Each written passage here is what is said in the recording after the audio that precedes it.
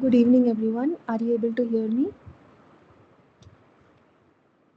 Yes, madam. Okay. So today is the last session that we are going to have. So apart from discussing questions from week 12, we'll be discussing questions from other assignment as well. But just for today, let's flip the sequence. So what I'll do is I'll discuss the assignment questions of week 12 first, and then after that I'll just open the floor for questions. So Shivang, you had asked for 3 specific questions from the past assignments, so I have taken a note of that. But others also, if you have any other questions from other assignment, please feel free to put that in the chat window and we can discuss that after we discuss week 12. Okay. But before we discuss week 12, just one brief summary from all of you. Like, how was week 11? It was good, ma'am. I got 70 marks. Nice. Shivang, for you? It was decent, ma'am. I got 60 marks. Okay. So 70 is like the full marks, is it? No, ma'am. 100 is the full mark. Okay, okay, got it. And one clarification I wanted to share. So both of you had some doubts in the previous assignments, like if that is going to be the correct option or not. So they have corrected the options and you'll be awarded the marks for those. Okay. So I think like for week 10, there was one doubt in the first question about the matrix and the swapping of the elements. So they have given marks for the option that we discussed. All right. So let's see. Yeah, so week 12 is on attack detection and mitigation in cyber physical systems. So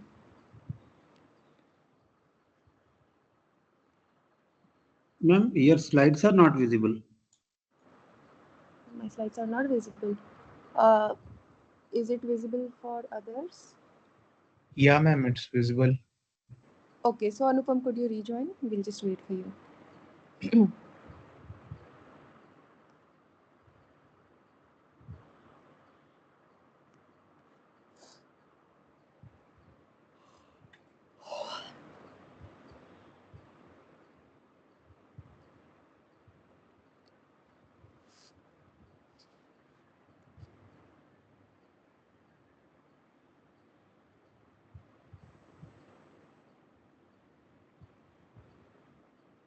Are you able to see now?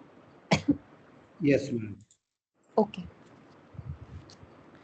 Yeah, so over here, the first question says that to launch bursts of attack, an attacker exploits which of the following can property or properties. Okay, so over here there are a few of the properties, and one is like all of the above.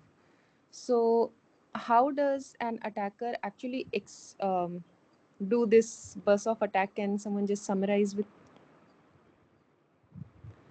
Yeah, so what is a burst of attack and how does a attacker start that?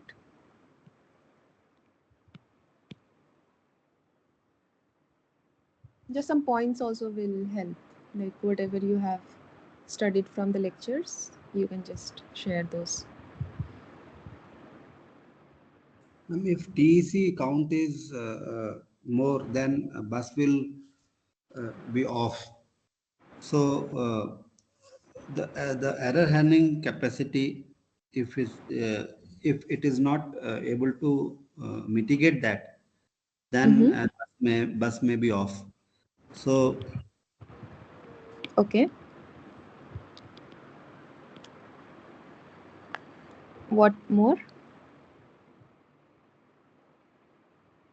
so I think all of them is the answer, ma'am, because every other also will somehow increase the error count. Right. So in general, it is not just about the error count, but how it goes through the process. So, first of all, the thing is that how will they even know about your ID or something, right? So, you are definitely doing some kind of communication because of which attackers are able to know that you are the one who is initiating the connections. So, that happens first. So, they know your identity. Okay, and after that what they do is they try to understand your yeah, like this, they try to increase your error count. Okay, once they know your ID, and after that they send the bus to this off mode, right? And now what happens after that, and all of this can also happen if you don't have an authentication, right? Because if you had an authentication, even if the attacker knows your ID, they have to provide some kind of user ID and password, right? So those kind of things are there. So yeah, so you can mark your answer accordingly. Let's go to the second one. This says burst of attack is an example of what kind of attack? Okay, so over here this burst of attack is discussed in yeah, different kinds of attacks are discussed over here. Okay, like false data injection, then denial of service, replay, side channel. So those four are okay. So spoofing, so this is the one. So there are all the four options are mentioned here, and yeah, it has to be one of them. But when this bus of attack happens, eventually what happens that your ECU is not able to respond for some time, right? Unless you bring it back.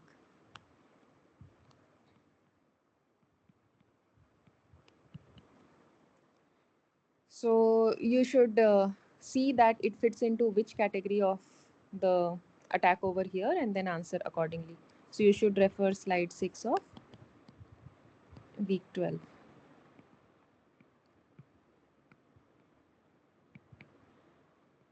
Okay. The next question says consider two ECUs A and B to be connected to the CAN bus. ECU A sends a message M periodically through CAN bus. A program is embedded in B that is listening to the CAN bus. It monitors the message ID of M and figures out its periodicity. So let's say if this is your bus, A is attached and B is also attached. Okay. So A is the one that is generating your message M. Okay. And then what B does, that it monitors the ID of M and gets the periodicity. Okay. Now this is easily possible by taking note of the time interval between two successive transmissions of the same ID. So how is this periodicity done? It is done by time interval between two messages of same ID. Okay. Now the program in B computes a message M prime with the same ID as M. So now you are creating M and the ID of M prime is equal to ID of M. This is what is happening in B. M prime has at least one bit position in its message payload in which it is dominant 0, whereas it is recessive 1 in M, while all the preceding bits of M prime should be the same as M. Okay, so there is one bit which is 0 over here, but it is 1 over here. Okay, so maybe, and over here it is 1. All right. Since IDs are the same, both will win the arbitration and transmit at the same time. Now ECU B starts sending M prime with the same periodicity and at the same time when ECU A is sending the message M. So the ID of both are same, so the priority becomes the same. Periodicity is the same, so definitely they are trying to send the message at the same time to the bus. Okay, so what will be the transmission error count of ECU A and B after 16 transmissions of M and M prime respectively? Okay, so let's start with this. So what is the initial TEC? So transmission error count when you actually start is 0 for both A and B, right? Or maybe let's do this. TC and TEC of B is equal to 0. Okay. Now during the first transmission, what happens is node A will experience some kind of a bit error, right? Because there is some kind of bit error over there. So A will send an error flag, or let's say active error flag. All right. So what will happen? Once you send the error flag, you will increase the TEC of A to 8. Okay. And what does your error flag has? It has 6 consecutive bits which are 0. Okay, all of these are the dominant bits. And once this error flag is triggered by your node A, the same, this B also recognizes that, and that is also increasing the error count by 8. Sorry. So this will also be 8. So now this will keep happening. So the retransmit will keep happening until you reach what?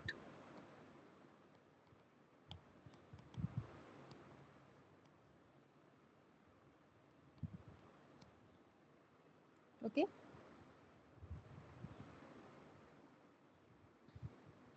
and actually it is saying that it will keep happening until 16 transmissions. So you can actually check that what will be the value of your transmission error count after 16 transmissions, and every time you try to send a message, and every time you identify that there is some kind of an error, you will do TEC is equal to TEC plus 8. Whatever is the earlier value, you will just keep adding 8 to the error count. Okay. And finally, there is this value. I don't know if it is there in this lecture, but it is definitely in, I think, assignment 3 or 2, that after a point, or yeah, so basically it, so these two questions are from here. Let's see. So attack on canvas. So transmission error count increases by 8, okay, and it decreases by 1 on error free transmission.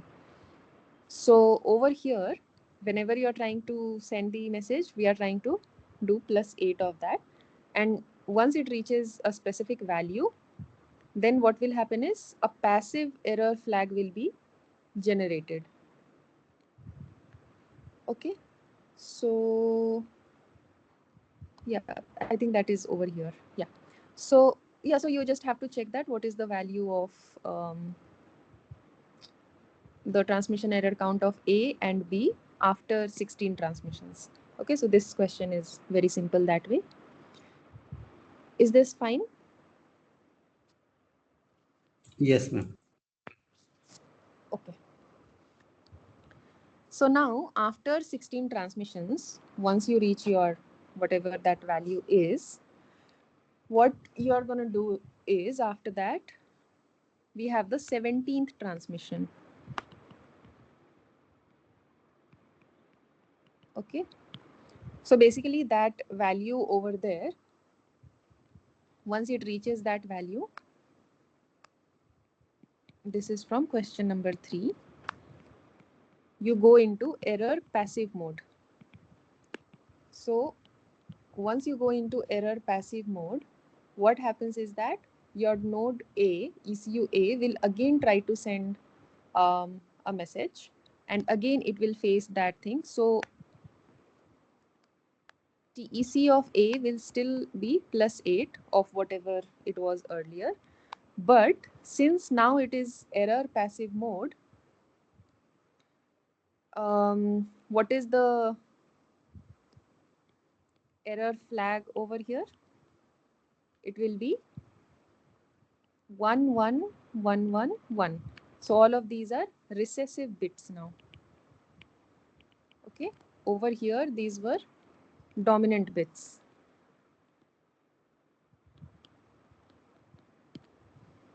Okay. And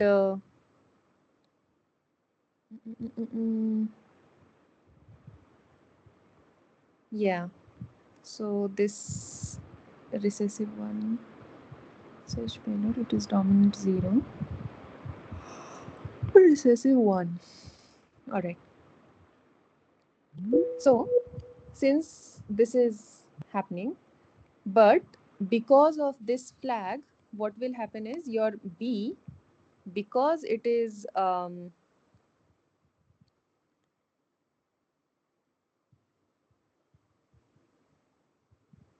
which it is dominant 0, whereas it is recessive 1. Okay. So because it is recessive in 1, this will actually go with transmission. So this will be a success, and this will be a again error. Okay. So because there is a success over here, the TEC count should be -1. This is what we saw over here, right? Transmission error count increases by 8 on erroneous transmission and decreases by 1 on error free transmission. So over here, again, I would say refer this slide 10. But yeah, whatever is there in your earlier, whatever number you get in your earlier question, you have to do a +8 for your A, but -1 for your B.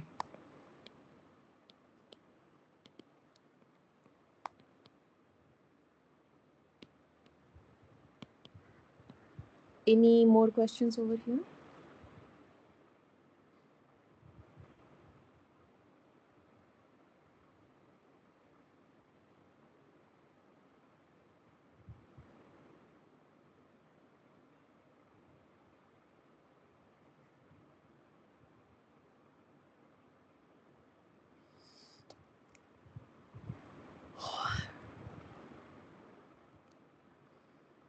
Yeah, I think you should also refer to this picture because that threshold comes over here, like when you are in active, error active state, error passive state, and burst off. Okay, so these are the threshold that I was talking about. Slide 10, slide 11.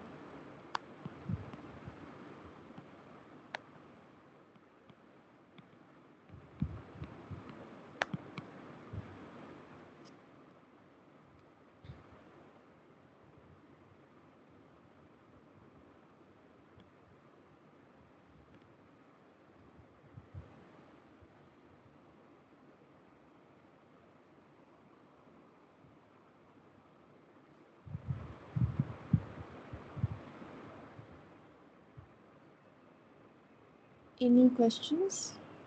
Or should I move to question 5? Question 5. Okay. So question 5 says that consider that the transmission error count of ECU A is 104.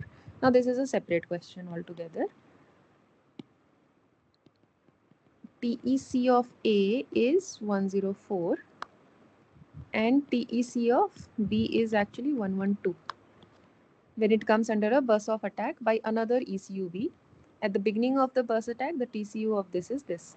How many retransmissions of the targeted message by the victim ECU A will take it to the bus off mode? Okay. So what is the TEC that you need for the bus off mode? You need it to be greater than 255. So if you reach 255, after that you will just go to a bus off mode. So that is your threshold. Okay, so what is the value you have to go to?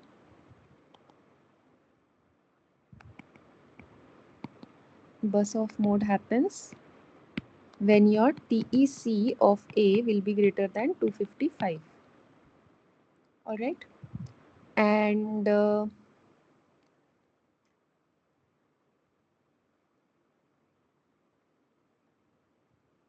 we have error passive mode, and that will go when you have TEC greater than 128. So we have error passive mode when TEC of A is greater than 127. Yeah, okay. So now let's see. If you have 104 initially, if you do one transmission again, you'll be at +8. Then you do another transmission and then you do another transmission. What is this value?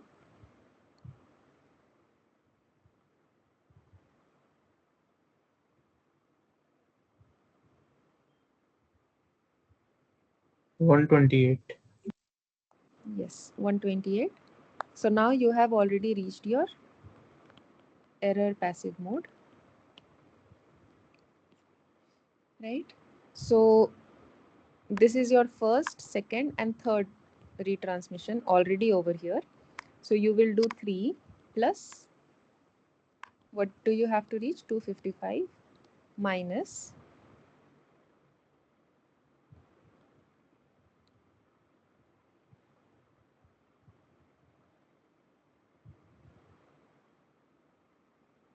yeah, it actually increases by 7 over here, right?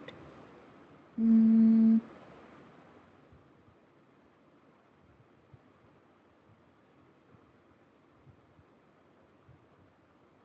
1 second, let me just confirm one thing.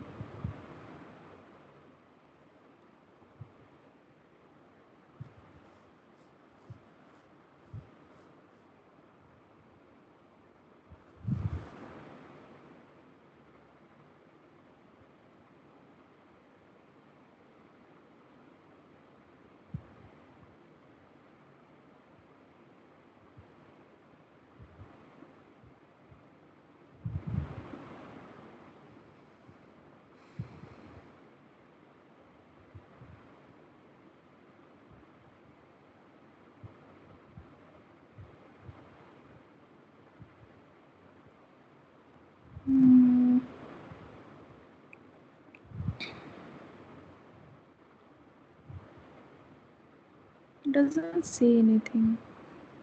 Increases by 8 and it decreases by 1. We don't have any other information.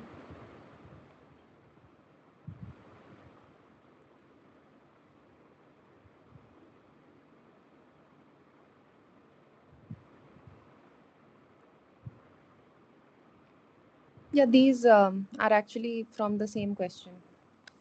Okay, so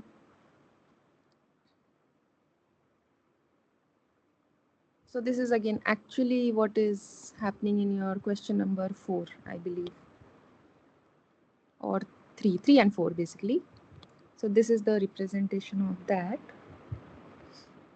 Okay. Mm,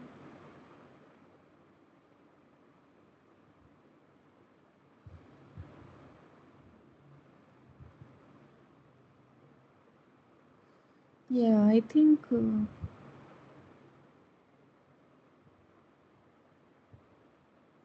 So what is the increment after you reach error passive? Is it written anywhere?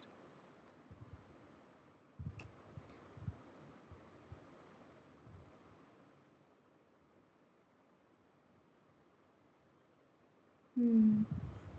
So you actually go with plus 8 and then minus 1, is it? Because this one is increasing by plus 8 all the time and adversary is over here. So you do plus 8 and then minus 1.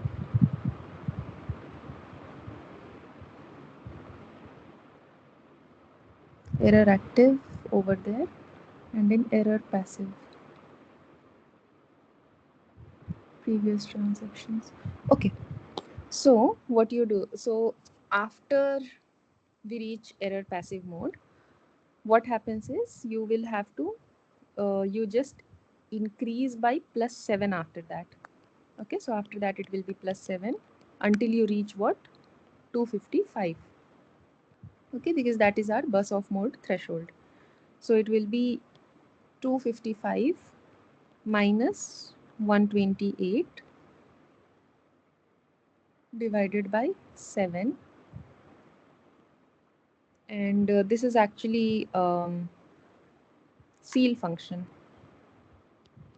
So you all know what a seal function is, right? And what I'm trying to put over here. So as an example, if you have 6 minus 4 by 5, sorry, 15 minus 4 by 5 is how much? 11 by 5. This is how much? 2.2. So we actually round it to the next integer. So it becomes 3. So you will have to get the number like that.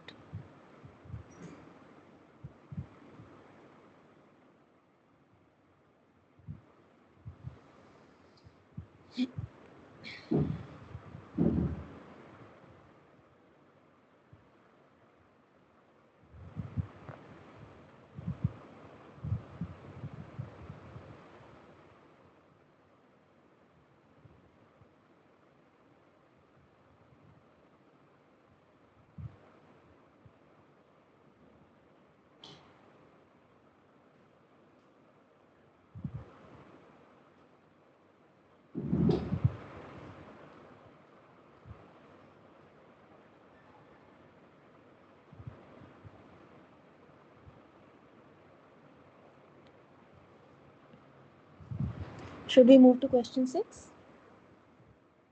Yes, ma'am. Okay. Yeah, over here it is about the HMAC and encryption.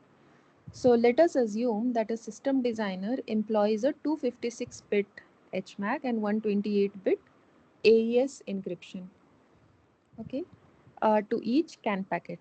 Now the HMAC ensures data integrity by generating a 256-bit and appending it to the original message. The AES encryption method ensures confidentiality by encrypting the combined message using a 128-bit AES block cipher which operates on 128 bits. Assume that the original payload of a CAN packet is 64 and each CAN packet can carry a maximum of 64 bits of payload. How many total CAN packets will be required to transmit a single secured CAN packet using this scheme? So what is your initial payload? It is 64, right? And then what is HMAC doing on top of it? 64 plus 256 bits. It is appending. So what are you getting over here? 320? 320. Now what AES is doing is it is going to encrypt your message which is of 320 bits by encrypting 128 bits at one time. Okay, so 320 divided by 128, you are going to take again the seal of that. Okay, so those many number of blocks you have created. Okay, but now whatever number of blocks you create, you have to make sure that it is going in a packet, right? And your packet size is 64 bits only. So what are we going to do is, let's say you got x, so x into 128 because that is the size of one block divided by how many packets do you have? Sorry, what is the size of one packet? It is 64. So that is the those many number of packets you are going to send. All right. Again, these are very numeric based questions in this assignment.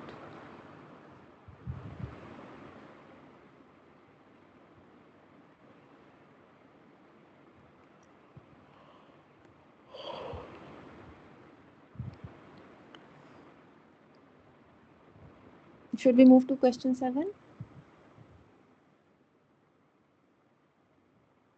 Yes, ma'am. Okay. All right. So this question is about the attack and what are the different values that are in the system. So you have to consider the following diagram of closed loop cyber physical system under false data injection attack on sensor and actuator. Okay. So this is your sensor and this is, let's say, the plant and the sensor, right? So these are the values that are going through and all of that is happening. This is your network where exactly the attacker is putting in the wrong information. And then let's say this is your output. And then you have an estimator that is also generating an output. And then you have some kind of a threshold detector. So this detector is actually going to check some kind of a function which is greater than this, then an attack is um, identified or an alarm is generated, something like that. Okay, so this is the attack detector for your control loop like system. And here the question says this residue based detector compares the statistics of the residue with a threshold. Yeah, so this is the kind of the detector over here. And where are the examples in the, so attack detection techniques, there are a few different kind of techniques. So this is what we actually saw right now, 256 bits and like this is actually the same question. So you can also refer slide 24 in the previous question.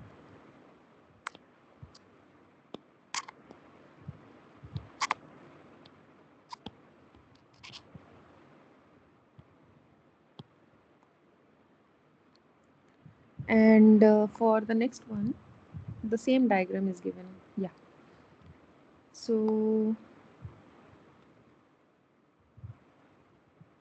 Yeah, so over here, this detector again is more like there is a function which is compared with the threshold. And over here, what are you trying to compare? You are trying to compare some kind of a statistic because your detector is kind of this, and what is your residue going to be. Okay, so you have to just check what is your residue. So basically, your residue is what you are estimating minus what you are getting, right? So that is the thing. Um, yeah, so residue you can get from here, that is fine. But there are different kinds of detector, and one of them is this chi-square base detector. Okay, so this actually takes the covariance of your estimation error, okay, and covariance of your residue, and then it detects the, and then this is the statistic that is being asked for. And then if your that particular statistic is greater than the threshold, an alarm is generated. So you should refer slide 31 and slide 28 for this question. This is a very theoretical question, okay?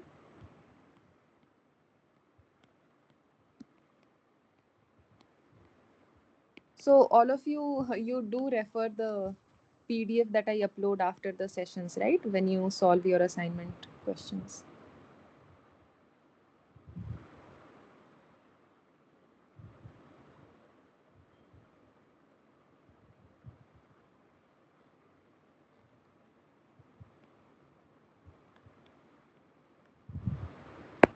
So do you refer the Google Drive?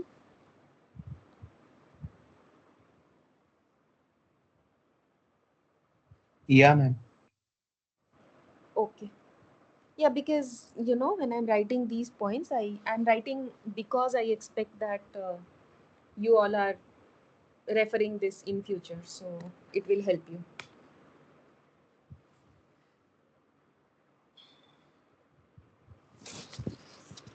Okay, so let's go to number 8. What is it about? Consider a system is not under attack. Okay. Both estimation error and measurement noise are Gaussian distribution. So there is one characteristic of Gaussian distribution.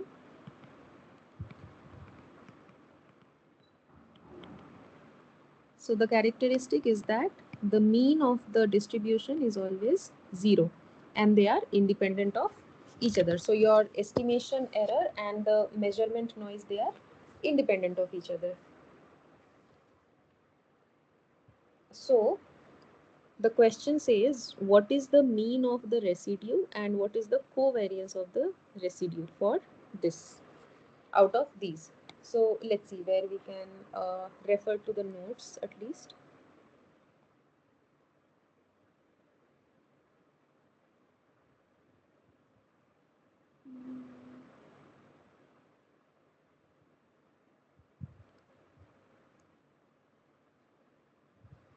Yeah. So, but before this, there is actually one question from the last week that is going to help you. Let me see.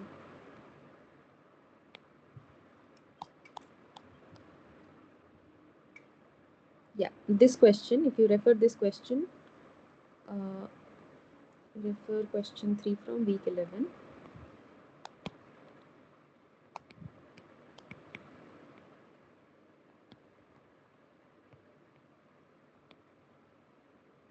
So, over here, what were the equations of xk plus 1? That was my xk plus buk plus wk, right? ax, b, and wk, okay?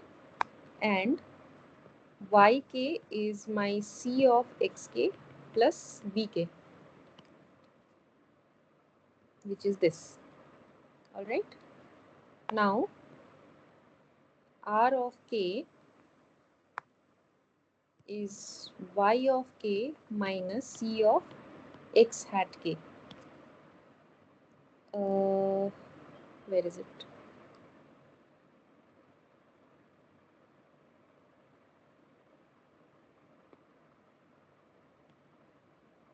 Okay, that is not given over here, but I think it was given later somewhere.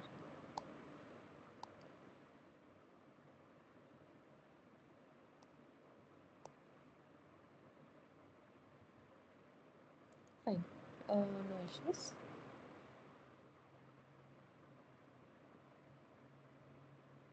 Okay, R over here is actually the reference, so never mind. Now residue over here is R, which is given by this equation. Okay, so now what all do we have? We have x hat of k plus 1, which is a x hat k plus b uk plus l r k. Okay, so this is actually your rk that you have to put. Yeah, okay, so that comes over here. So now the question is, so this is definitely your process noise, and vk is your measurement noise,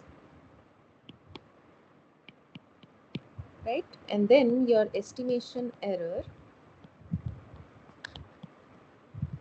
which is given as e, that is your x of k minus x hat of k. All right, so what is your residue that is given as, so if you substitute these values, like, wait, so your rk is given as yk minus c of x hat, so your x hat actually becomes xk, right, minus e of k, correct, and multiplied by c.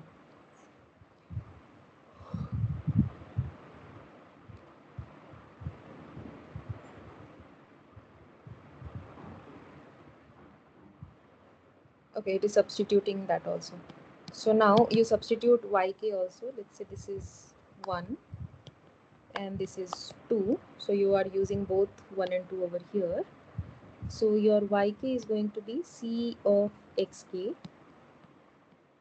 plus v of k minus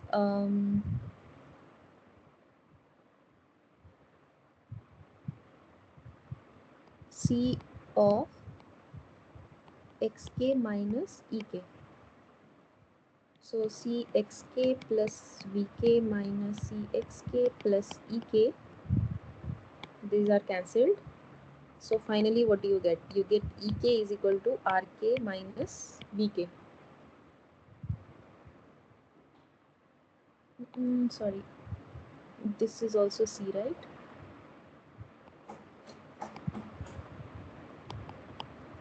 C of ek. So eventually you have your rk is equal to c of ek plus vk. Let's say this is there. Okay, so you have to check what is the mean of your residue. So you know what is the distribution of your estimation error and the distribution of your measurement noise, right? They both are Gaussian. So the sum of a Gaussian is always a Gaussian. So you can check what is the mean of RK, which is being asked over here. All right. And the covariance of residue, I mean, it's a derivation, but you can just refer this slide and you should be able to get the answer. So covariance of residue is given by this equation, and then finally it solves to become this. Okay, so you can just refer slide 31 over here also.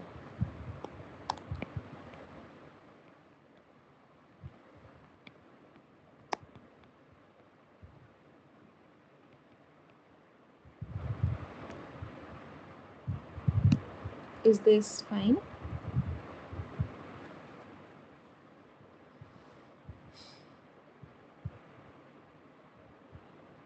Yes, ma'am. Okay. So now number 9 is actually which of the following are stateless residue based detectors. So again, multiple options are right.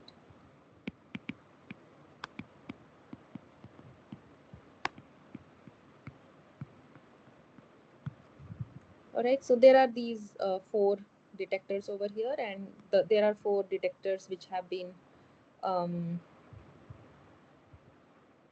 taught in the lectures also. So you can just refer that. Stateless is there, stateful is there, and then they are also being explained like different kinds of detectors which fall in these category.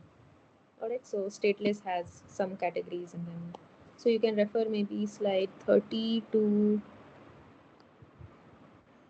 33.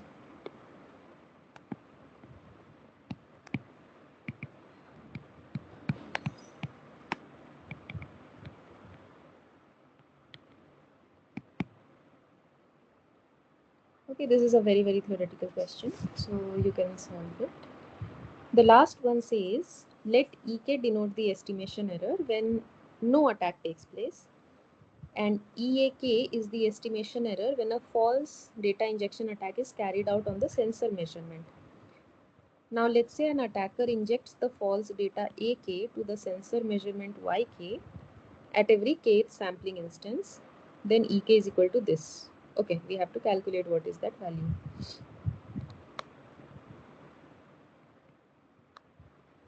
So your delta EK is EAK minus EK.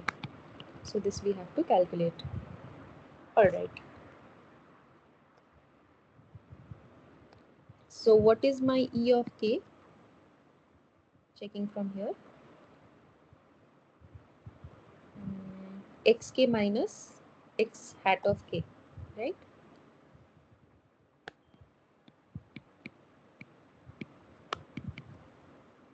What is my X of K?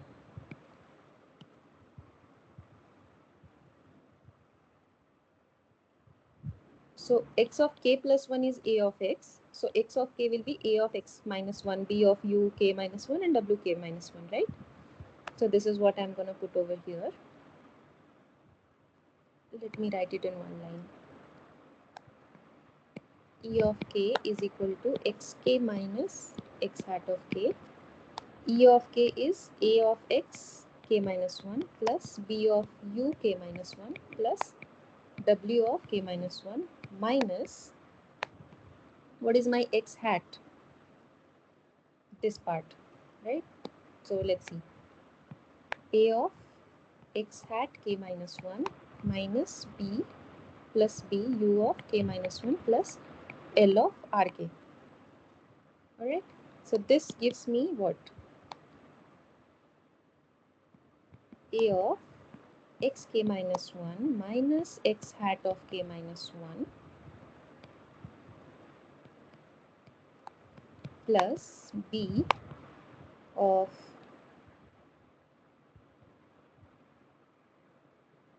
UK minus 1 minus U of K minus 1 plus WK minus 1 minus L RK.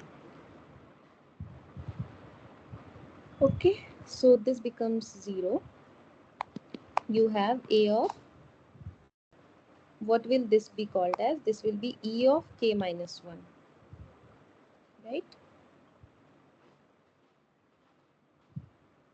Plus W of K minus 1 minus L of RK.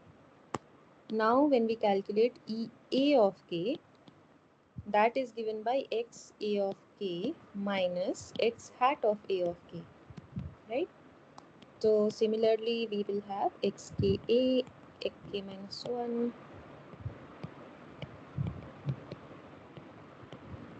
these noises will not be affected by that false data, only the data is going to be affected, right? So the noise will still be the same.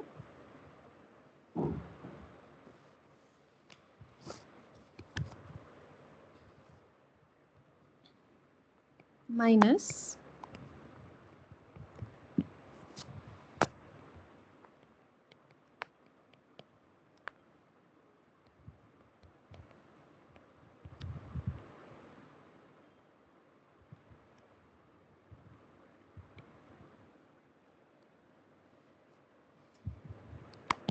Okay, so if we do similar kind of computation over here, what do we get? We get A E of A k minus 1 plus W of k minus 1 minus LR AK. Now, what do you have delta EK? You will have to do EAK minus E of K. So, will you be able to get this?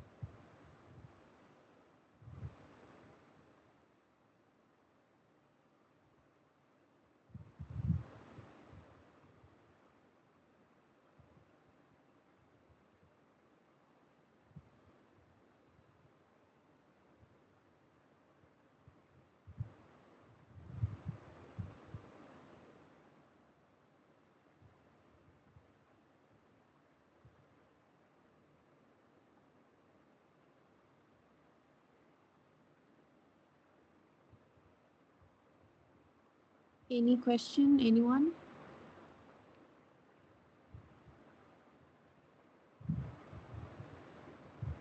Or at least let me know if you understood.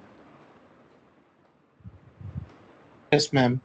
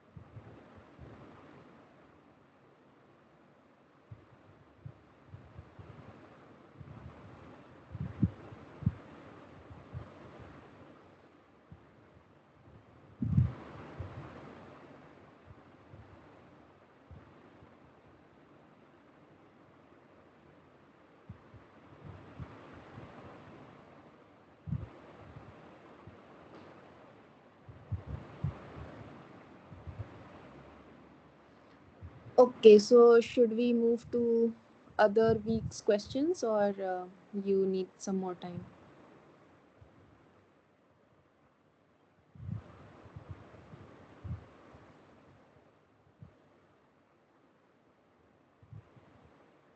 Understood. Okay, great.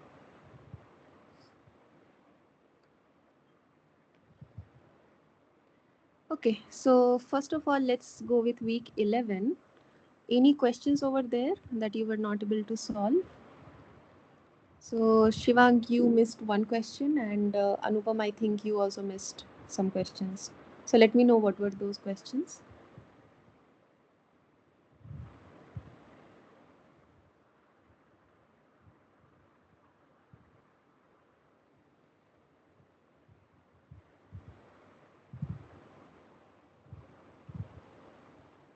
And mostly the error was in the MATLAB things only. Okay. So yeah, Hmm. But were you able to figure out it later? Yeah, I figured out it later, but after Wednesday. Okay, okay. Okay, no problem. I think at least that will be helpful for your final exam that you were able to know what went wrong.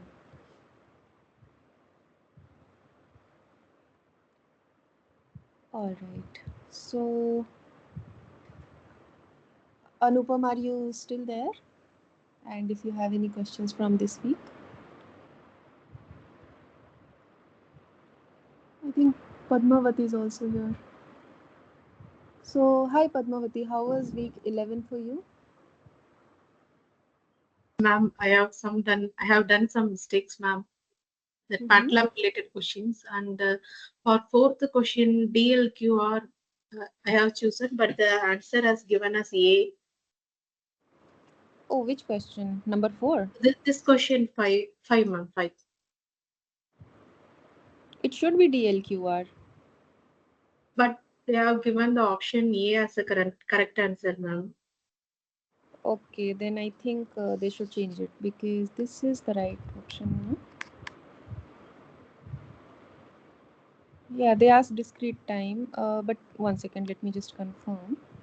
No, ma'am, in Mm, forum also they have asked this same thing. They mm-hmm. mentioned it as B is the correct answer. We will change it. For the previous weeks also they have mentioned, but they didn't update that. Okay. Yeah, this is the correct answer, right? They have mentioned in the forum. Then it's fine. They will update it. Okay, ma'am. And yeah, so this is week 11, right? Week 10, all of you made. So over here, I think all of you chose option A, right? And they gave D as the answer initially, but they are changing this to option A. They have mentioned the same in the forum. Ma'am, for third question also, they have when they are solving, I think they have taken with the values with the previous answer right now. So whether there will be updation in this also. Ma'am. Okay. Let's see. I mean, eventually they have to give you the correct answers. Okay. But over here you mark the correct answer, right? You mark the LQR only. Yes, ma'am. B option only I have chosen. Then you will get the marks for that. Don't worry. Any other question that is mismarked or which is of confusion?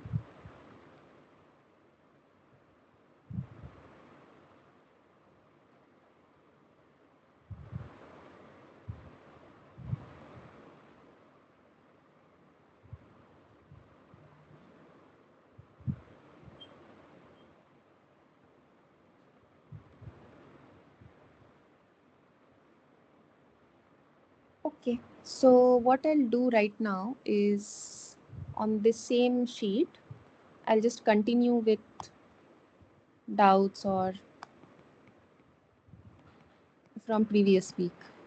Okay, so whatever questions you all have, just put that in the chat window and I will take care of it. So I'll start with Shivang's question.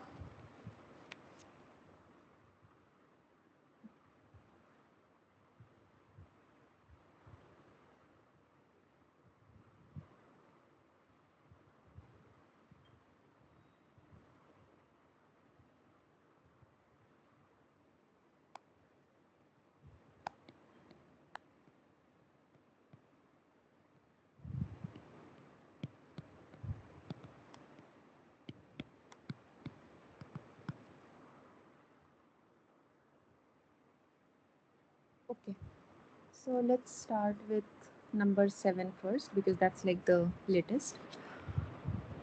Mhm. So number 7, question number 2. So over here it says which of the following expresses the SMT formula for evolution of the above ACC after 2 iterations. So this was the ACC that was described, and then they want the for 2 iterations. Yeah, as far as I recall, there are some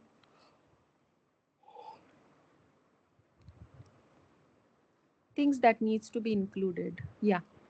So I had said evaluation of local time, reset and guard condition, invariant and reset in the transition. So in general, this is the thing. So based on whatever you are giving, like let's say A is there, then you have your, this is your guard, and then these are the different conditions that you have. So LT is 0, U is minus X and X. I'll just keep it like this maybe. LT is 0, right?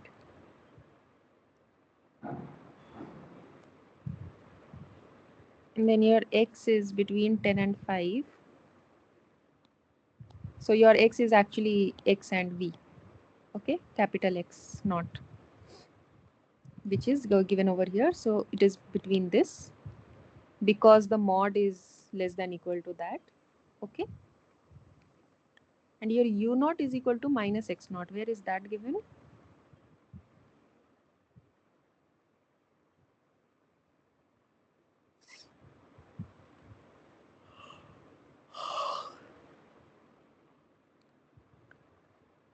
Okay, let's keep that for now.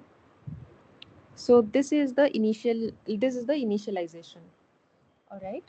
And then uh, what is there is that you have to increment your, this increases by 1. Yeah, this is the thing. So your LT is equal to 1 and the reset function is and it resets at 1 itself. And what is your LT dot? Your LT dot is also equal to 1. So these are the things in your state. So you will increase your LT is equal to LT plus 1. Okay. And then you have this x1 is equal to ax naught plus bu naught. And this is given by this itself because it is given over here, a and u. And then you check if your u1 is minus kx1.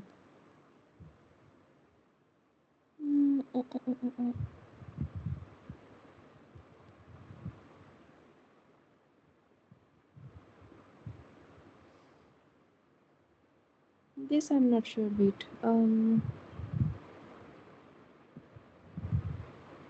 You increment your x and you increment your u also. Was this given somewhere else in some other question? I guess, ma'am, they have assumed because in the control system, U is equal to minus kx. Okay. So minus kx, right? That one, the feedback loop. Okay. And then you have LT is equal to LT plus 1. So after every time you just do LT plus 1. But you have to check if your LT is like this condition is there. This is also satisfied. And then you increment your x2. Yeah, it's basically these all are different conditions. So I don't think there is a specific order as such. Okay, because that was your question, I believe. But it this actually wants to check if it has all the elements that are required to represent your system. There is no order as such. I think even if you do swap these two, it won't make a difference because there is this operator over here. Okay.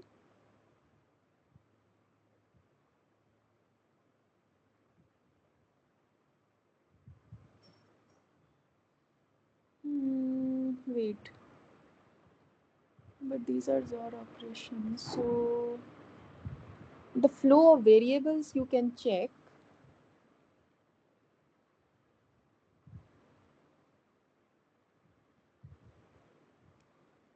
Yeah.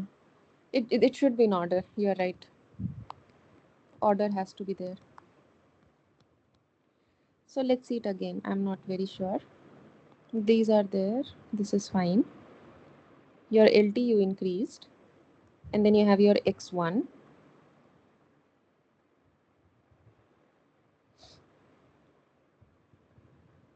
So your LT is equal to 1. Yeah, this is what I was trying to check, because over here it just checked right over here, but it should check everywhere. That when this increase, let's say 0 to 1, it happened. Initially, this was 0, but then when it happened, it became 1. It always has to check about this. So every time I think your LT is going to be reset. Okay, because that LT dot is equal to 1. So it will always increment in units of 1. So you check if it is 1, and you just increment your u1 also, but then you have to reset your LT. Okay, and then you again check if this is there, and then you update your x2, then you check for your LT1, then you update your u, and then you reset your LT. So every time your LT resets after you are done with that particular updation. Because I think this is the right option probably, and not this, because this thing was worrying for me. But yeah, what was the right option for this one? Yeah, ma'am. B was the right option. D. B. B, this one, right? Okay. Yeah. So I think this is like the overall flow for that. Mm, yeah, you have the initializations, and then you increment first, then you update your x, you check the condition, you have your u updated, and then you reset. And every time you want to do anything before you want to do anything in the state, you always check the condition first.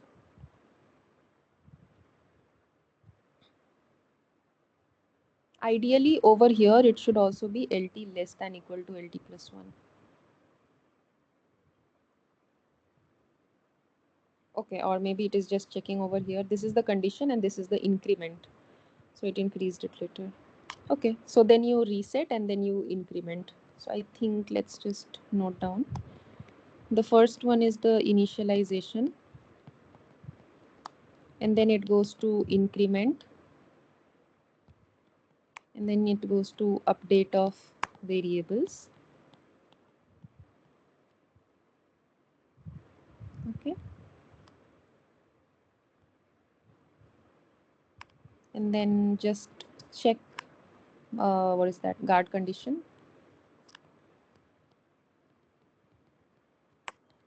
Then you update your input, then you reset, and then you check the state condition.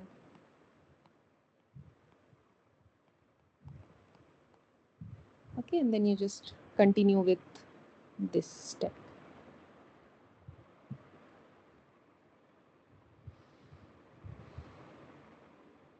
Actually, this step,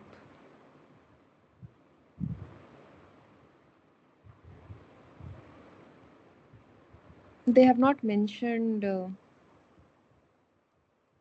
LT is equal to LT plus 1 over here. They should do that.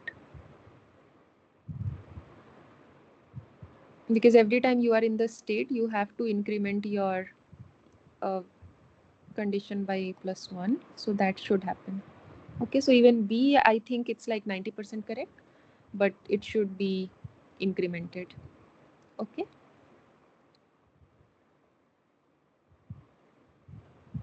Or maybe if they have put it in the same, this particular part, then it's okay. Otherwise, there should be a specific checking condition for that also. Like the increment thing should be there.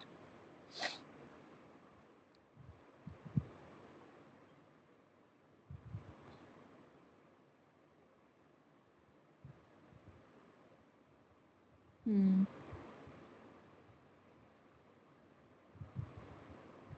Is this okay, Shivang? Yeah, ma'am. Okay. So your next question is, let me just take a screenshot of this and put it there.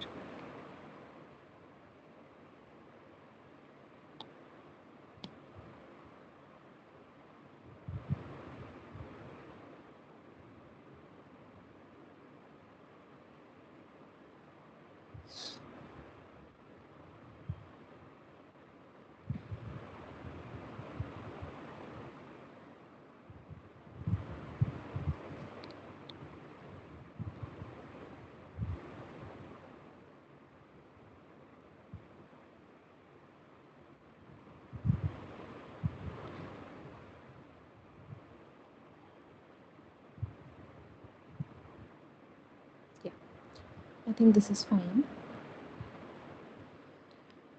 Now let's see. What is the next one? Question 4 from assignment 2.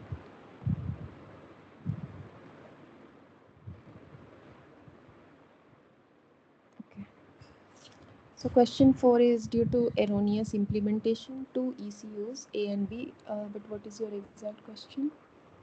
Didn't get the process for TM2 and PM. Okay, we'll solve that. So due to erroneous implementation, two ECUs A and B send messages A and B with the same ID of the same periodicity. All right. This again similar to what we did something today. Now the TEC of ECU-A at this moment is 128 and ECU-B is 112. Now at certain time, both of them attempt to send message A and B to CAN bus with payload this and this. As per CAN arbitration property, both get access to the CAN bus. That is correct. What would be the next TEC value for ECU-A and B? Hmm.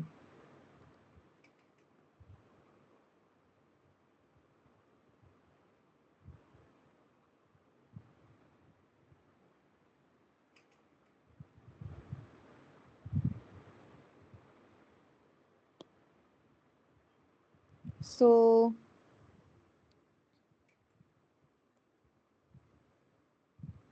yeah, over here I think I had the explanation, so I'll just explain using that. A and B, since they have the same IDs, message IDs, and the same periodicity doesn't matter actually, but same ID is there, so they have the same priority eventually. Okay. Now, the payload size of A is 10 and payload size of B is 6. So eventually A is the one who gets priority in sending the message. So now if A is trying to send the message, what happens is A will identify that there is some kind of an error.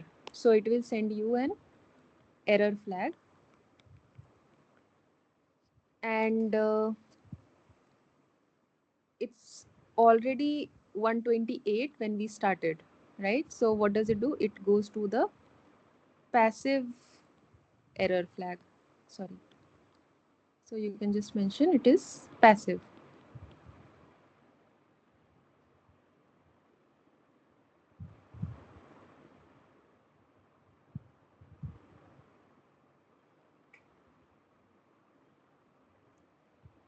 And when this is a passive error flag, B will not detect any error.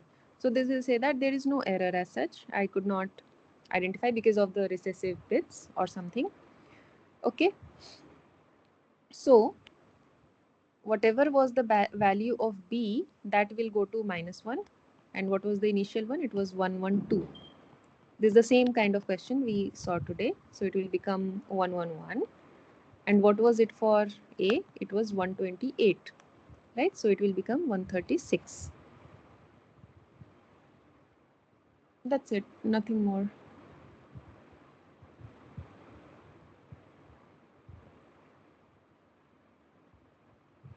Is this fine? Yeah, ma'am. Okay.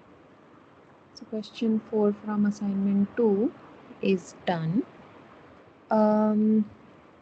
Number 3.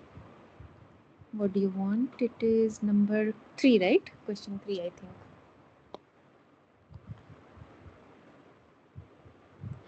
So I'm not pasting this one because it is very similar to what we did today. So I think you should be able to solve it. Okay. So consider the same CAN bus setup in question 1. All right. Compute the response time of each of the messages.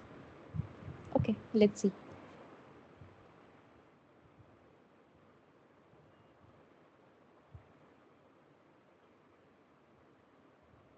I think this one is what you were confused with.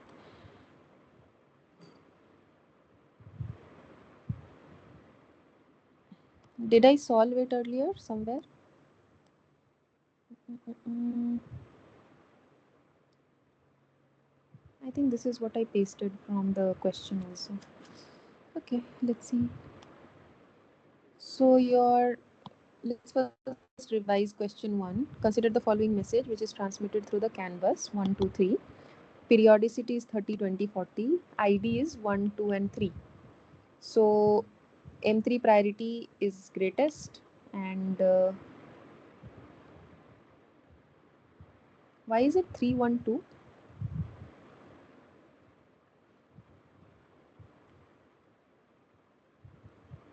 Because, ma'am, ID is inversely proportional to the priority, no? So ID is the one, so most priority. 1, 2, and okay, okay. These are swapped. This is not correct. Exact mapping. M1 is not 1. Okay, sorry. So 1, 2, and 3. So it is 1, 2, and 3, which is M3, M1, M2. Okay. So this is your priority order now. So what happens? M1. I'm just missing why we did this over here.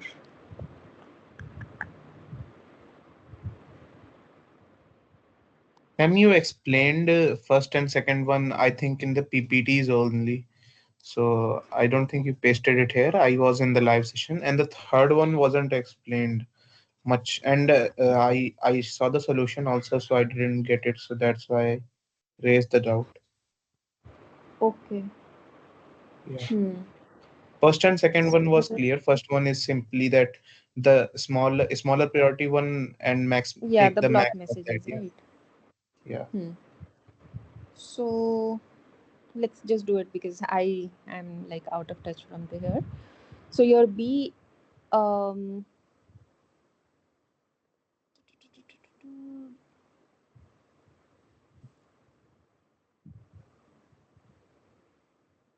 Ma'am, you take the solution and then from there. blocking time of M1, blocking time of M2, and blocking time of M3.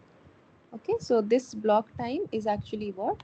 It is the messages that have lower priority than your M1.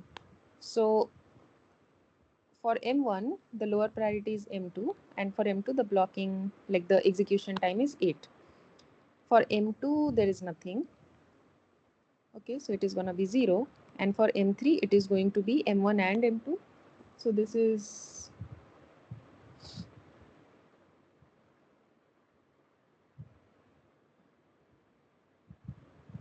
I think, 8 only, right? Max of Yeah. both of these. Yeah. Yeah. Max of 8 comma. Uh-huh. So this is going to be 8. So your blocking time is fine. And then you had to calculate the busy period and the response period. So I think response time was depending on the busy period.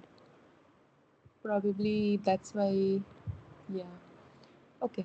So based on this, let's say busy period, what were those? So how do you get your busy period? Initially selecting the execution time as the initial time, and then calculating the Calculate. blocking time plus taking the seal of that function. Right.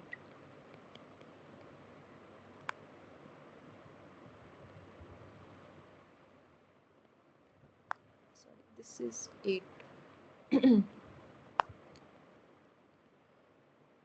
plus 5 by 40 into 12, which is 25, something like that. Okay. So this you also got. Now let's say response time for each of them. So I'll calculate maybe for one of them and then we'll see. So, ma'am, only one of them has to be calculated because you told us, and I the two options will be the same as the t because they are less than that. So I mentioned that in the doubt also. TM1 is how much? 25. I think I have the solution open now. Okay, so this one is 25. TM2 is 38 and TM3 is 20. This was the answer. Yeah, yeah. Okay.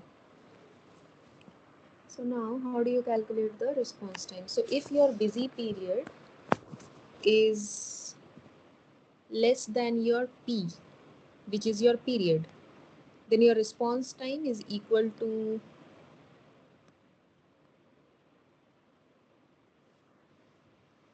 C in itself.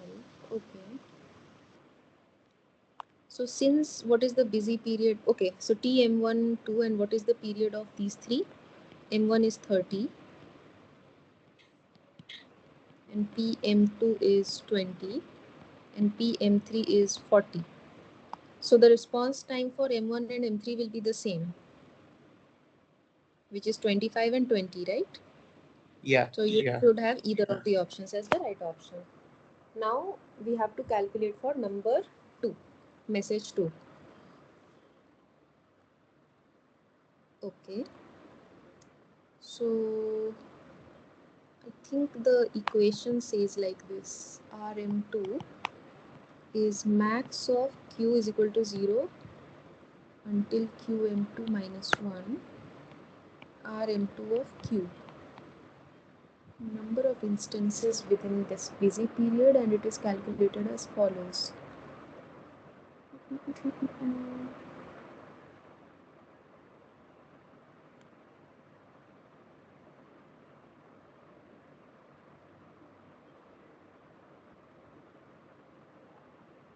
Ma'am, do you have the solution? I have the solution. I have it Yeah, written ma'am. over So here. please explain from that if you don't have the Yeah, formula, yeah. because I didn't get from that also. Yeah, so I would need some space. Let me just take the screenshot and put it there.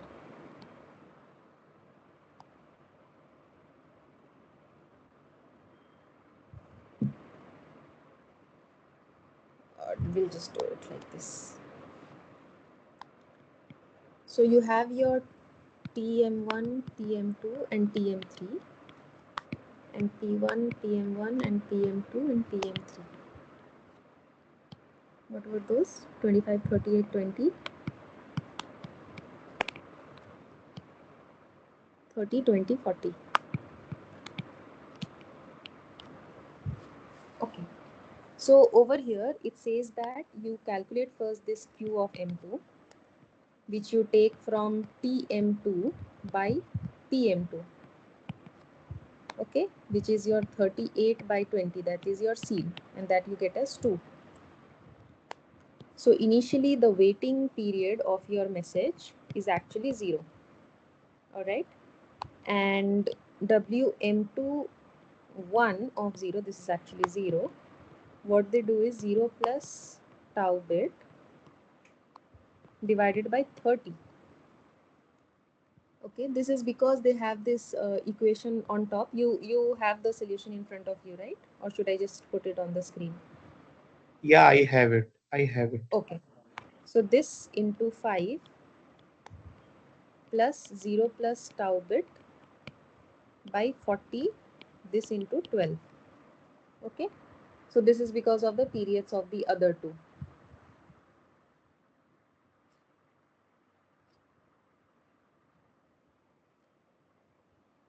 So you did 30 and 40 like that, and then 5 and 12 were what are for those? Execution times. So exec time was 5, 8 and 12.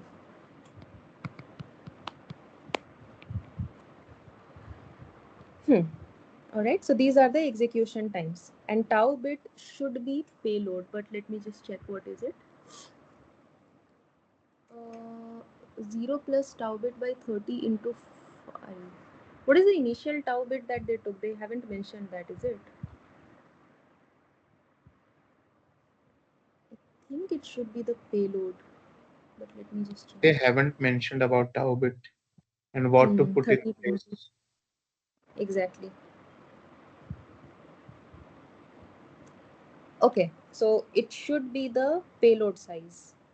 Okay, initially, what I think, because tau bit is actually like what is the your payload bits or something like that, right? So that will give you 17, and the next time, Ma'am, please put an arrow and mention that, please. what do you want in arrow? Arrow and mention please that tau bit is payload.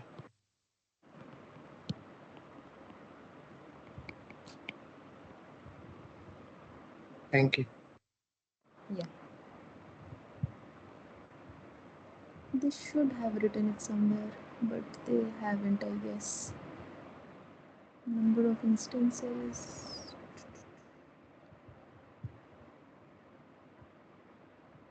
Okay, but tau bit for them is 0 to 1.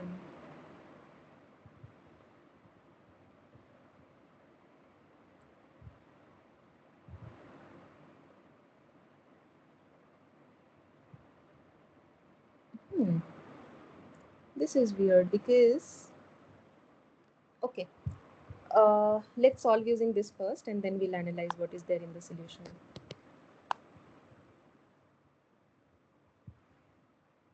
Now in the second one, what you will do is you'll start with 17 because that much time you have already waited, and then you have your tau bit by 30 into 5. Okay, this is the seal function, right? One second. I understand what's going on in your solution. Yeah, so this is not PM actually. So your tau bit is 0 to 1, which is already given in the solution, right? It's given in the paragraph, the last bit, okay, just before the recursive method. Yeah, it's Okay. given. So even if it is 0 to 1, it is less than 1, right? So I don't know how that will give you this. I mean, this is the seal anyways. So let's say that is giving you 1 eventually, because even if you do 0 and 0 plus 1 over here, 1 by 30 into 5 is how much? 1 by 6. So that doesn't make sense unless you put this, which is what I am putting right now, just to see if that works in the solution. Okay, now if you do 17 plus 17 by 30, 34 by 30, right? Oh, it doesn't make sense actually. So their solution is wrong.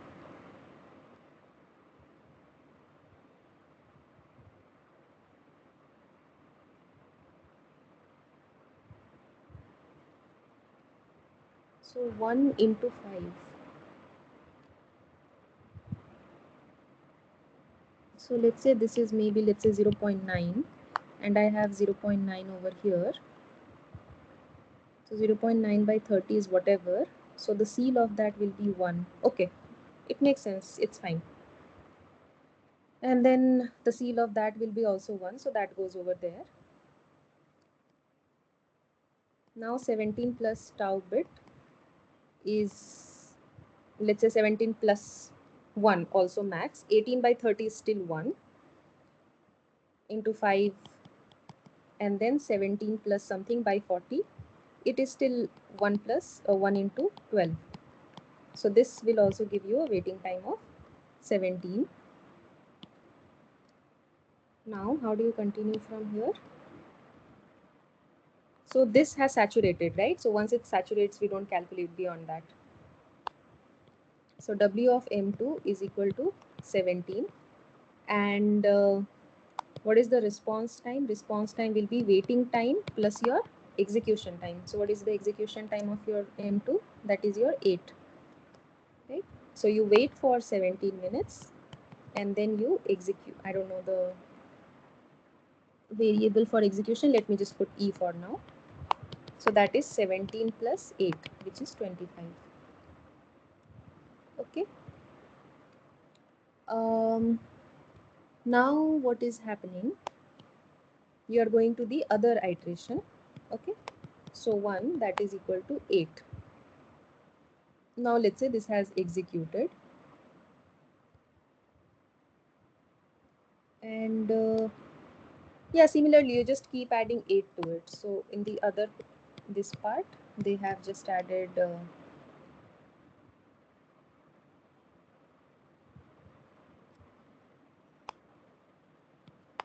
8 plus that seal, which is 8 plus tau bit divided by your payload size into execution time of that particular message, 40 into 12, which is how much? 8 plus 5 plus 12, 13 plus 12 is your 25. Similarly, W to M22 of 1 in the next timestamp, it is again going to be this 8 plus 5 plus 12 only, which is going to be 25. So it becomes 25 because it saturates. So your R of M2 will be 25 minus 20 plus 8. Why is minus 20 there? Okay, because of the periodicity. And then you execute. Okay. So how much is it going to be? 13. So you waited for 25, but that was your period itself. So it should actually be 8 plus 5. So R of M2 will be max of 25 or 13, which is 25. I think this is what is the solution also. You have any other doubt in this solution? Was tau bit the confusing part? Yeah, ma'am, and the minus 20 was also confused. Okay, so minus 20 is probably because of the period. It's more like the intuition thing. So tau bit is clear now, right? At least. Yeah, tau bit is clear that it is 0 to 1. It is between 0 to 1. So the maximum seal value it can take is 1 eventually. Okay. So about this, let me see if I can do the pictorial part. Because it should be there. Let me just open it. 1 second.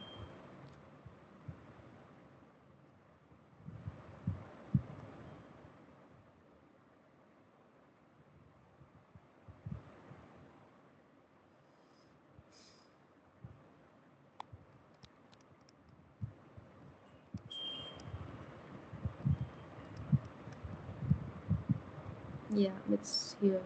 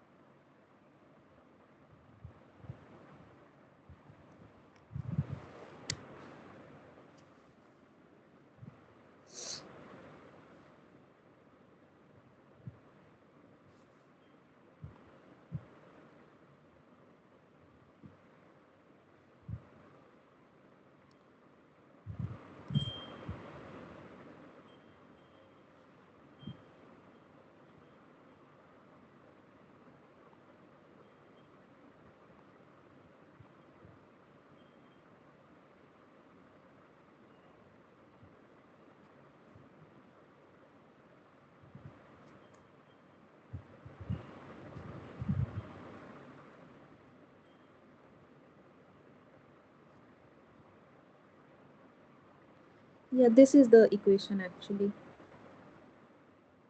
So it is minus 1 into PM and then plus the CM1.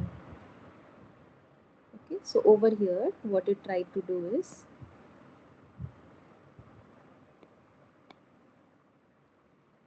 yeah, so RM2, it took the WM2 minus 1 into PM plus the CM1. That is the execution time actually. Okay, so I think this is the equation that they are taking.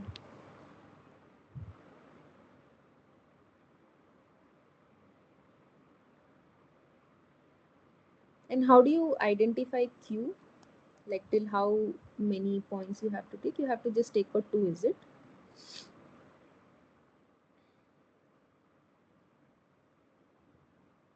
Okay, to instance Q, beginning successful transmission. Okay, that makes sense. Is this equation also fine now? Yeah, yeah.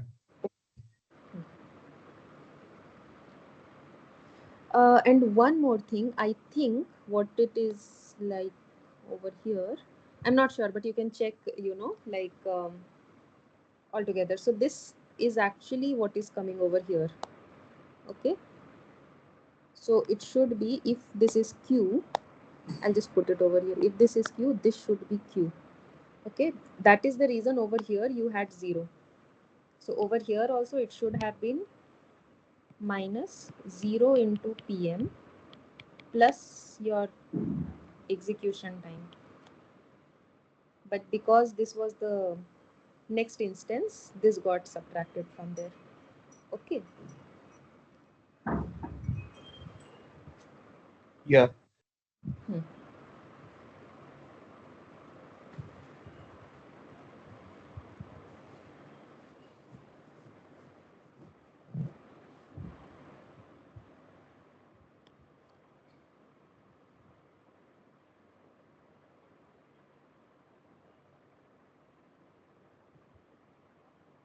Okay. Any more doubt?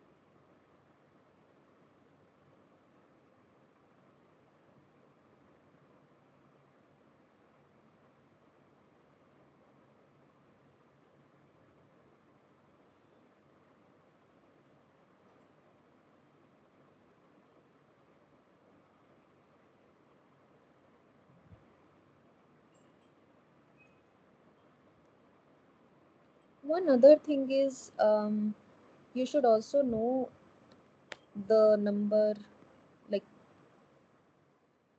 what should be the value of your Q. Because if this is the equation, actually the equation is given over here also. That WMI Q into PMI plus C into MI. I mean CMI. Okay. So I want to know how they identify the Q also. Over here they have Q is equal to 0 and 1. There are two M1 within the busy period. And because how do you know that you have to stop at RM to 1? You can also go ahead and do RM2 of 2, right? So let's see.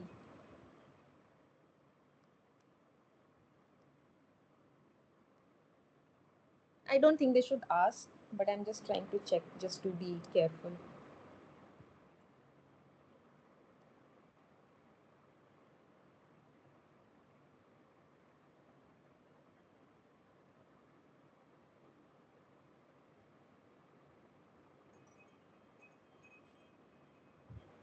Oh, okay, this is what we calculated over here. Yeah, Q we calculated, so this is 2. Okay, so if this comes as 3 or 4 for you, you should continue calculating this waiting time, the response time, and then finally you take the max of all of that.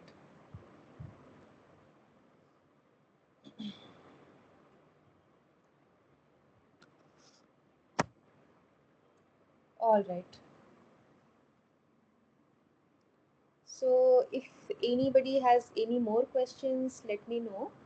Or like, when is the final exam for this? 27.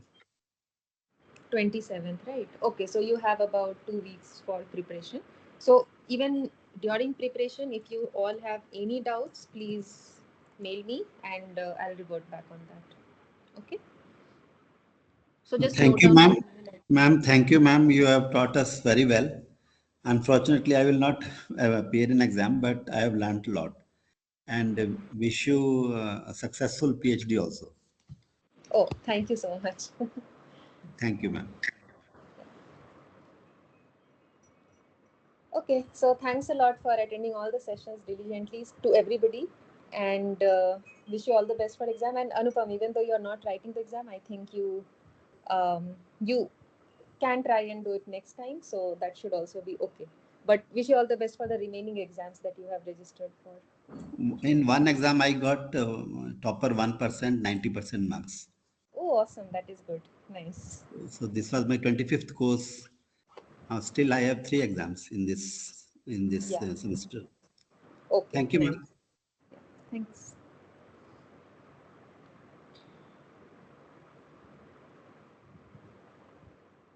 Ma'am, I have some questions, ma'am. Can I Okay. put it in chat box, ma'am?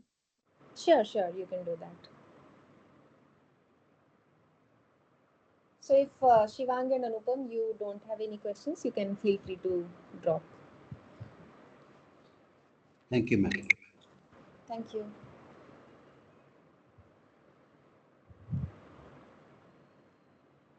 Week 2, question 3. Week 3, question 2. 6. Okay, let's see.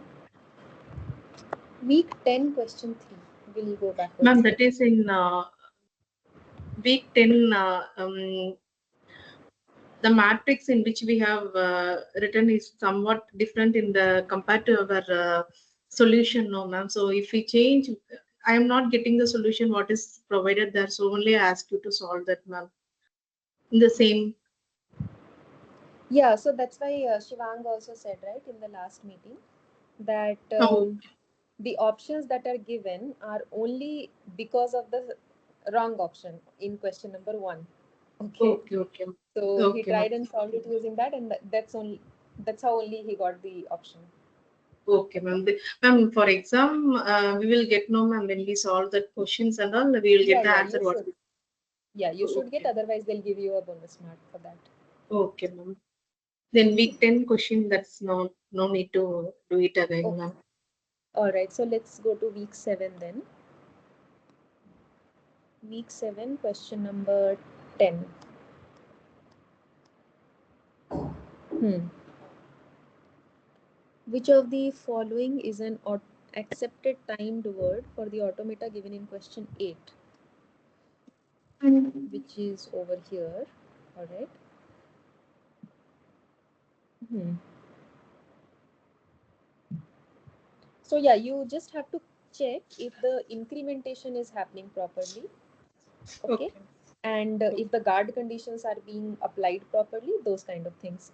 So let's see over here if it is like this. Let me just take the screenshot and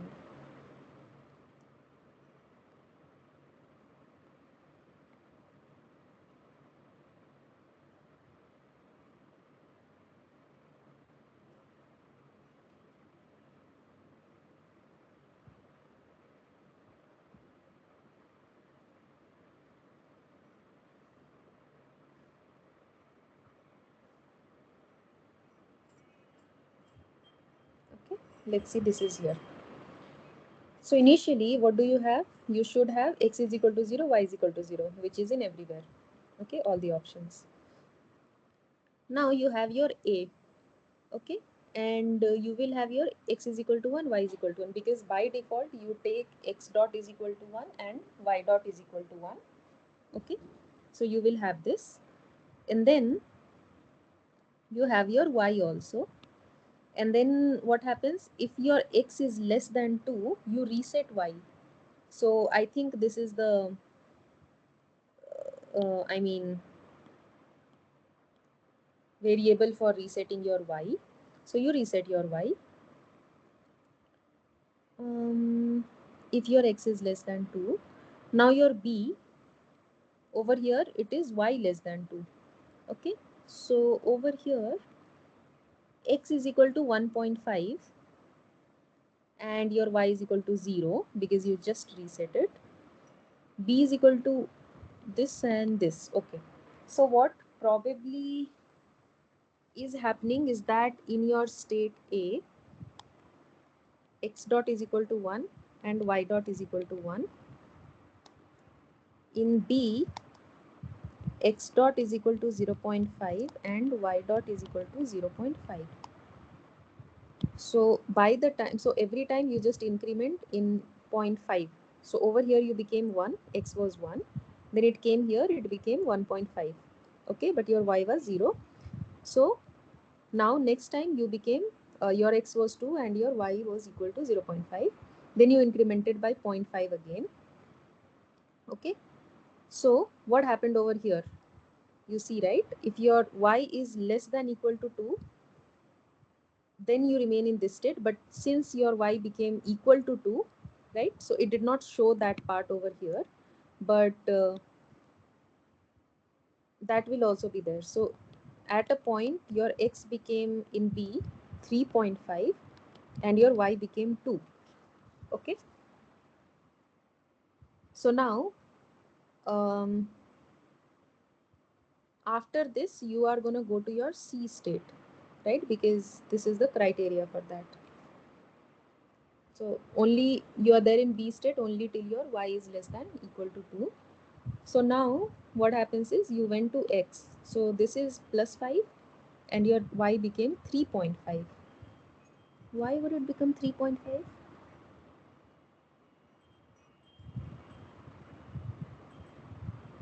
What was the right option? Mm, Right actually, these are option, like, just I hmm, will check and say, ma'am. I think B is the option. I have chosen the answer which is wrong. I have chosen D, ma'am. okay. D is D, wrong. D and A uh, are wrong. I think I'm B is just the correct answer. D is the correct answer, right? Huh. So Yes. I think that is what is happening over here. So probably in C, over here you had your x dot is equal to 2 and your y dot is still 0.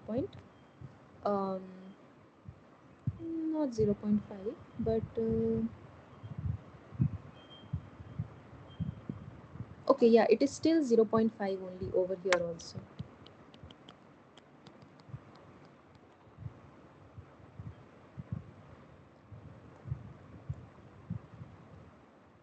Yeah. Okay, so what happened over here? Now you, it became this. Okay, the next step will take you where x is equal to 4.5 and y is equal to 3. Then after that it will become like this. So the last one is only shown, it's not showing the entire steps as it showed in state B. In C it is showing only the last one. So this is fine, right? Yes, ma'am. Fine. Ma'am, you will keep this slide also, no? In that week 12 You slide, want me to? the PDF, ma'am. Okay, just a second.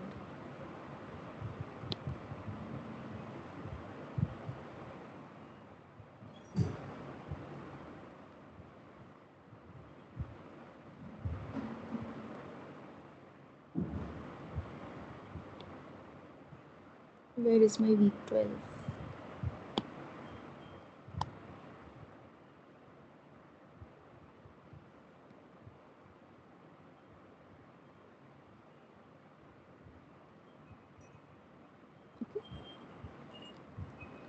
All right, Yes, ma'am. let's see. Thank you. What is week 7 question 10, week 4 question 9?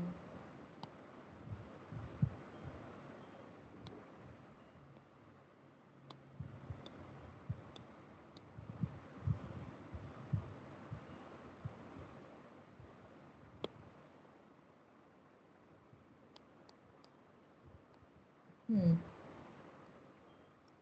Find out HA for the open loop spring mass damper system given in question 2. I think this was a simple question. You have the solution to it, right?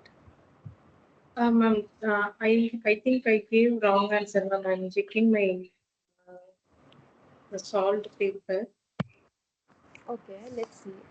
I'll just open up the solution also.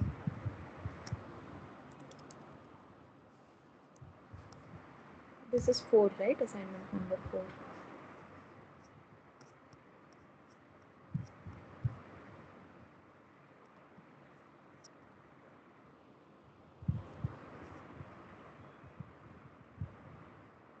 Yeah, this was a simple question, I believe. You just have to calculate using this and you would get the answer. Where your Okay. A is this. Yeah, it's very simple. Yes, I will refer on that. Hmm. Okay. So now week 4 question 9 is fine. Week 3 question 2 and 6. week 3.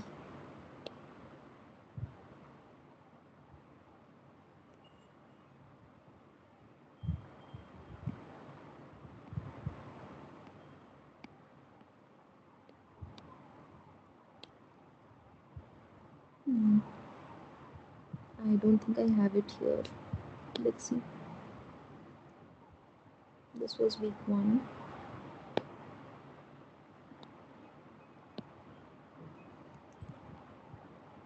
Week 2. Okay, I don't have that over here. Okay, we'll do week 3 in the. Oh, yeah, it is here. Week 3, question 2 and 6. So, number 2 we just solved, right?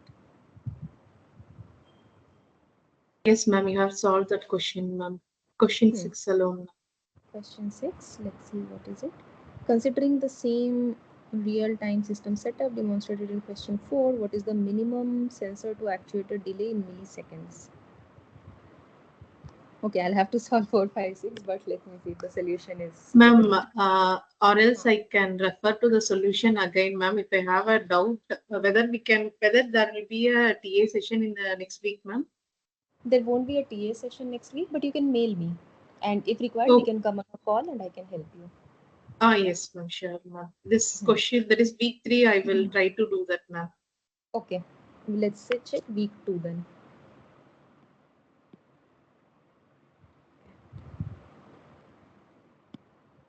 This is week 2, number 3.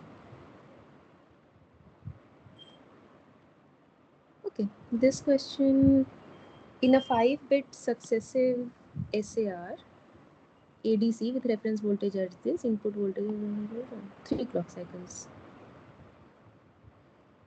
So if your V reference is 1 volt already given, V input is given, your resolution is this, okay? And N is equal to 5Y because this is a 5-bit register, ADC basically, okay? So Ma'am, you if have they 1 give volt, 3-bit means we have to take the N value as 3 and we have to solve that. yes.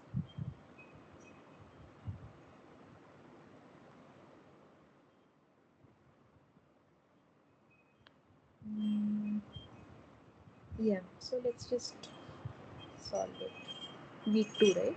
Give me 1 second.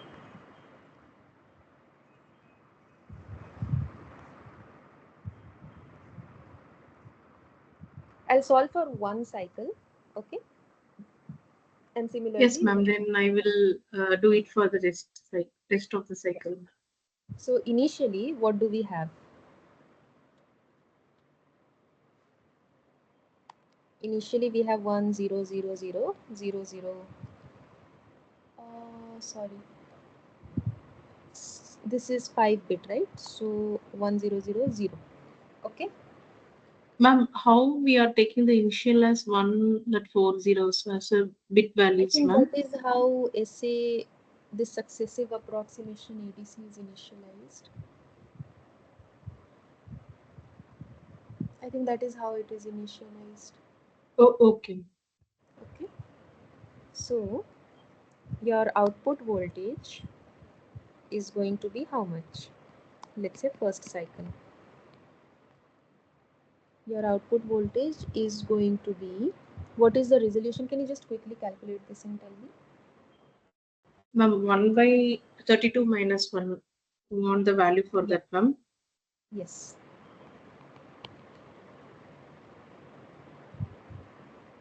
0.032. That's it? Ma'am, 3225 it goes on, ma'am. So, but I have approximately taken it as 0.032. Okay. So it is going to be 32.25 millivolt. Okay. Okay, ma'am. Let's say that is the thing. All right. Now, what do we do is this resolution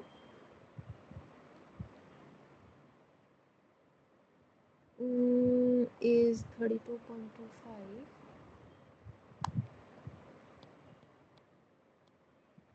into 2 to the power 5. Okay. So you will get something out of that. Okay. and Yes. you have to check if that is less than or greater than um, so what is the threshold? Your reference is 1 and your input is uh, 0.67. So you have to check if it is less than or greater than 67. Okay. If it is okay, let's solve it itself. What is 32.25 into 2 to the power 5? Ma'am, 1032, I'm getting it as a result, ma'am. How much? 1032, ma'am. 1032, right? So it is, Yes. and this is millivolt. Okay, this is Okay, volt. okay. So 1.032 volt, correct? Yes, ma'am. That is greater. So this register value will change to 11000. Okay. Okay. And So again, I have to proceed, ma'am. If it is less than means, I will not change the bit value. yes. Okay, ma'am. Wait.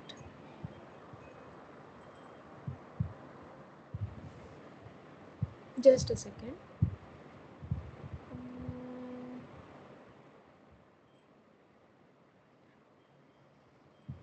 yeah, it's actually cleared. So if it is greater, right? So there are two conditions. You got 1.032 volt, correct? Yes, So ma'am. what we do is we clear the bit whenever this is greater, you clear it, and in the next one you have this. Okay? So then again you will Okay. calculate your output, and how will you calculate your output? It is going to be 32.25 into, now it is going to be 2 to the power 4 millivolt, correct? Okay. So okay, let's solve it itself because it is only 3 cycles. So what is the answer over here? Tell me.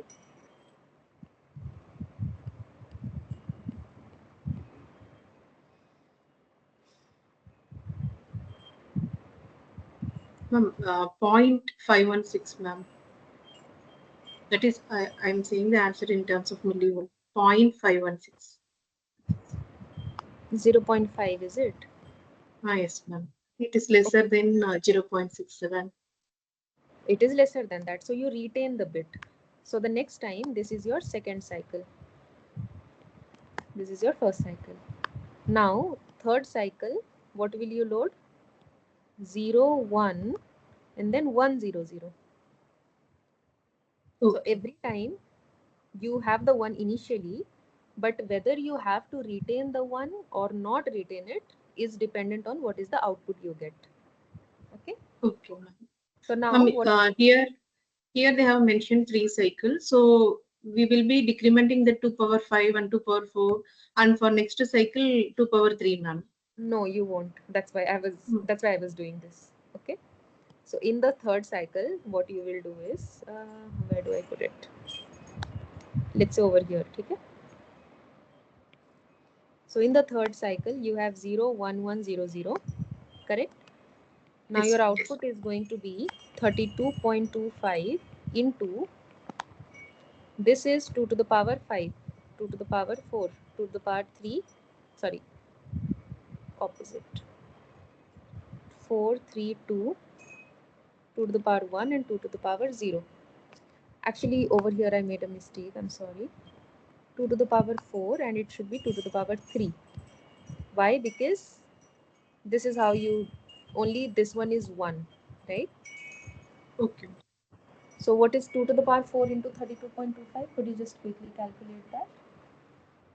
Ma'am, 0.516 is the answer for the first cycle, ma'am. 0.516, is it? Yes, ma'am. Okay. Then in that case, in the second cycle, we will have 11000, and then you have 32.25 into 2 to the power 5, sorry, again 7, 4, 7. 0, 1, 2, 3, 4, 2 to the power 3 millivolt. So what is the answer for this? So 2 power 7, no, ma'am. 32.25 into 2 power 7.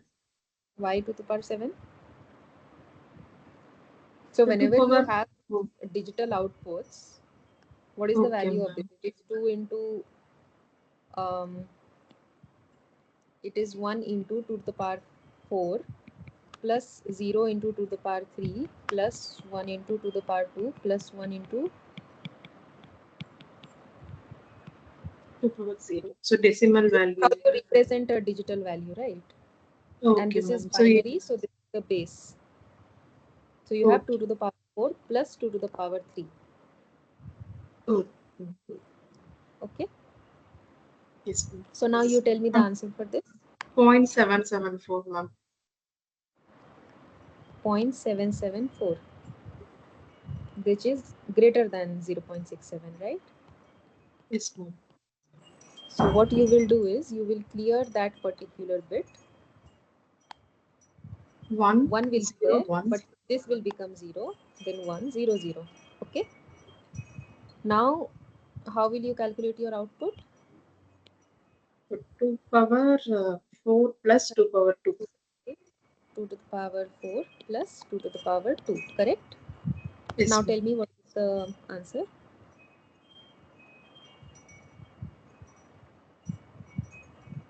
0.645, ma'am. 0.645, right? Which is less than 0.67. So you will retain it. Oh, So at the after 3 clock cycle, what is your output? It is 1 0. It will 1 0 1 1 0, right? oh, oh. So what is the answer over here? A option only, right? Okay, ma'am. Yeah. Is this clear? Yes, ma'am. Thank I'll you, put ma'am. this also as the screenshot.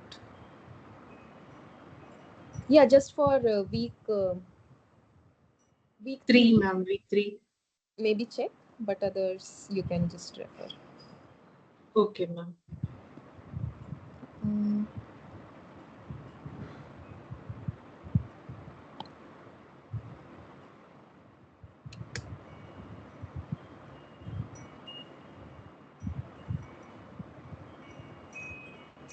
yeah, I'll just try to copy paste this and put the question number.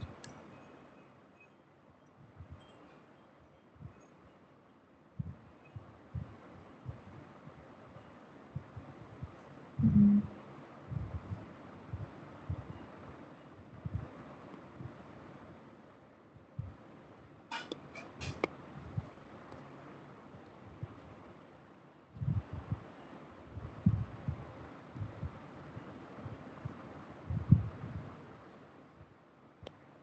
So this is for question 3 from week 2. Okay, I think you should be able to solve. Yeah. Any other questions you have? Ma'am, I will refer on that, ma'am. If I have any questions, I will mail you, ma'am. Sure, sure. Okay. Thank you, ma'am. All right. Thank you.